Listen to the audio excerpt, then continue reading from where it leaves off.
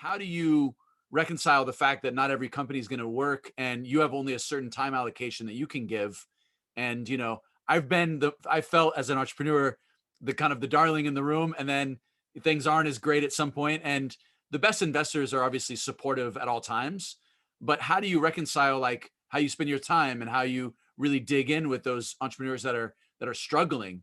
What's your approach there? So there's two sides to that question that I can think of. One is, how do I interact with entrepreneurs when their companies are not doing that well, and I know that I'm not going to make a great return? I feel that when I invest and partner with an entrepreneur, I'm committing to them, good times and bad times.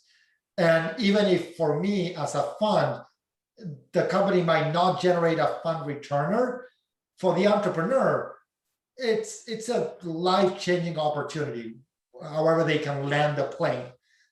So I take that very seriously. And over time, there's a saying that people use, and I believe in it, which is you make your money on your winners and your reputation on the companies that don't do that well. I've had so many referrals from entrepreneurs who didn't do that well, and I work with them, that's incredibly rewarding. And when people ask me for references, I typically tell them, just call anyone, even the companies that didn't do that well, because it's easy to have a great relationship with Eric of Zoom when the company is doing incredibly well. But what about other companies? How did we treat them when things were not going that well? Did we just stop showing up to board meetings? So that is incredibly important. And that's why we limit the number of new investments we make, to make sure that we have enough capacity for the winners and the companies that need a lot more help.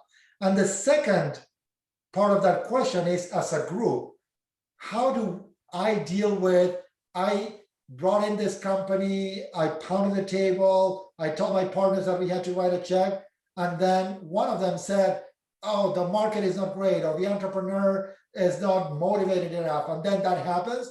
How do I avoid the finger pointing? And the way we do that at Emergence is we have this concept of unanimous enthusiasm.